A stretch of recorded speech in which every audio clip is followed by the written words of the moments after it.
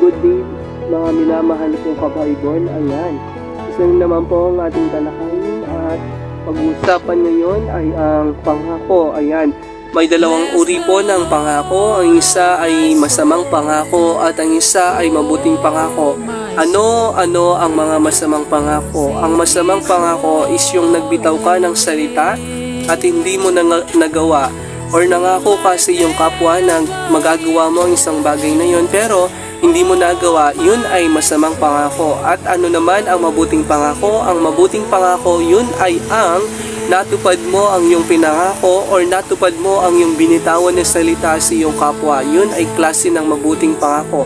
Isa pang klase ng mabuting pangako, yun ay ang pangako mo nung nabinyagan ka or nakumpil ka. Yun ang mga mabuting pangako. So, sa masamang pangako tayo, paano nga ba nating maiwasan ng mga gantong senaryo na hindi mo matutupad ang iyong mga pinangako? Basically, sana wag tayong magbitaw ng mga salita sa ibang tao, lalong-lalo na kung wala tayong kasiguraduhan na hindi natin matutupad or matutupad natin yung pangako. Kapag hindi ka sigurado na matutupad mo, wag mo nang bitiwan at wag ka nang mangako pa sa iyong kapwa, sapagkat ang nangangako minsan ay hindi naman natutupad at napapako lang. Ang una sa ating daily reflections, huwag kang mangako kung ito'y napapako. Tulad po ng sinabi ko kanina, huwag tayong magbitaw ng mga salita na iibigin hustong-husto, tatandaan ng ating mga minamahal na kapwa-tao. Huwag tayong magbibitaw ng mga salita or mga ngako sa kanila na gagawin natin ang isang bagay na yon. Halimbawa na lamang kapag ikaw ay pinagbawalan na manigarilyo or uminom ng alak sapagkat ito'y nakakasama sa iyong katawan. Nangako ka na hindi ka na iinom, hindi ka na maninigarilyo sapagkat ito nga'y nakakasama sa iyong katawan. Ngayon, nakakita ka lang ng nagiinuman at naninigarilyo, ay uminom ka na at nanigarilyo, nakalimutan mo na yung pangako. Yun ay klase ng hindi natutupad na pangako. Sana wag tayong mangako kapag hindi natin talagang alam na matutupad natin. Mangako tayo kung alam nating matutupad natin yon. Kasi kapag nangako ka at hindi mo natupad, ay parang niloloko mo na ang iyong kapwa-tao.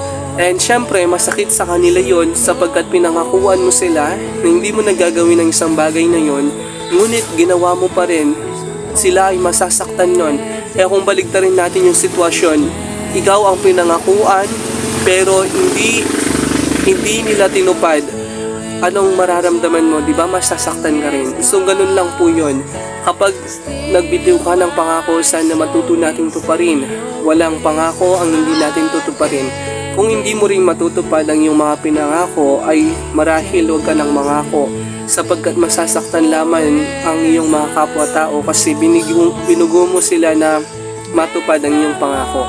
At ang ikalawa po sa ating daily reflection is matutong tuparin ang mga pangako. Yun nga po, sana matuto natin ang tuparin ang ating mga pinangako. Huwag nating hayaan ang ating mga pangako ay mapapako, hindi matutupad. So, lahat ng ating mga pinangako, binitawan na salita ay kailanman ay hindi na natin mababawi yon sapagkat naramdaman na nila or nakinig na sila or nalaman na nila na nangako na tayo. Kapag tinandaan na nila yon, syempre sila ay masasaktan o mabibigo kapag tayo ay hindi natupad ang ating mga pinangako. At ang ikatlo naman po is kapag hindi mo ito natupad ay pupunta na sa kasinungalingan. Yun nga po, kapag hindi mo natupad ay mapopol-in na talaga sa masamang pangako. Mapopol-in na sa kasinungalingan. Syempre nagsisinungaling ka na kasi hindi mo na natupad yung binitawan mo salita or hindi mo na natupad yung mga pangakong iyong sinabi sa harap ng iyong kapwa-tao. Ang hamon lang po sa atin ng ating daily reflection ngayong araw ay huwag sana tayong mangako sa ibang tao, lalong-lalo na kung ito naman ay mapapako at hindi natin matutupad. Kasi kapag ito ay hindi natin natupad, ito ay mapofall in na sa kasinungalingan at doon ay mapapasama na ang ating mga pinangako at ikaw rin ngayon ay magkakasala na hindi lamang sa iyong kapwa-tao, maging sa ating Panginoong Diyos, sapagkat ang kasinungalingan, ito ay isa ring masamang gawain ni Satan or ng Diablo. Ang kasinungalingan, ito ay karaniwang nagagawa natin lalo na kapag tayo ay may pinagtatakpan na tao or mga kasalanan natin na nagawa. Ayan, syempre magsisinungaling ka sapagkat takot ka na malaman nila ang mga pangyayaring iyong nagawa. So, huwag nating hayaan na mapunta doon sa senaryong iyon ang ating mga pinangako. Sana panghawakan natin yung mga pinangako. At kapag nangako ka, syempre, kailangan tuparin mo yon. Huwag mong hayaan na ma-fall in lang sa kasinungalingan at panloloko. Kapag hindi mo natupad, syempre, mahuhulog na yon sa masamang gawain or ang panloloko sa iyong kapwa at ang pagsisinungaling sa iyong kapwa. So, hindi lang tama yung kanina, hindi ka lang magkakasala sa iyong kapwa-tao, bagkus magkakasala ka pa sa ating Panginoong Diyos. Kaya iwasan natin ang mangako, lalo na kung hindi na naman natin matutupad ito. Ang hamon sa atin, una sa lahat, matutong tuparin ang mga pinangako natin sa lahat ng ating mga kapwa-tao. At ang ikalawa, huwag kang mangako kung ito naman ay mapapako. At ang ikatlo naman is kapag nangako ka at hindi mo natupad ang iyong mga pinangako, mapopol in lang sa panloloko at kasinungalingan. So sana magbigay aral sa atin ang ating daily reflection ngayon, na sana ay kapag nangako tayo ay matuto nating tuparin, sapagkat hindi lahat ay nabibiyayaan na makapangako sa kanilang mga kapwa. At syempre mabibigo sila at masasaktan sila. Try to get this, kapag pinangakuan mo ng ating Panginoong Diyos na hindi ka na magkakasala, ngayon ay nagkasala ka pa rin, hindi mo natupad yung mga pinangako mo sa Kanya, ano na lang mararamdaman ng ating Panginoong Diyos? Siyempre, masasaktan siya, madidisappoint siya, sapagkat akala niya is tuluyan ka lang nagbago. Akala niya, nasa piling ka na niya, pero hindi pa pala.